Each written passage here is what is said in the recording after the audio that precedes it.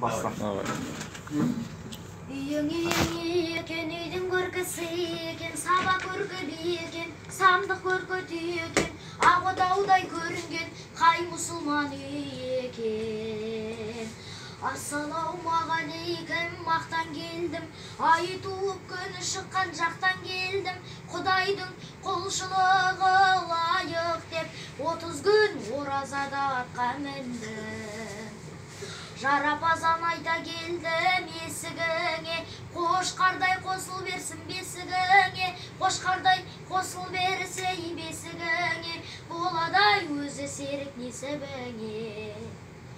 Айтқанда жарапазан тоямыз ба, салтынның мұсылманның қоямыз ба, салтынның мұсылманның қойып кетсек, барған соң ана жақта оңамыз ба. Біреуі бес намаздың екінтеді, тамаққа аса тойсаң кекіртеді, намазбен оразаны күтіп барысаң, үстінен қыл көпірдің секіртеді.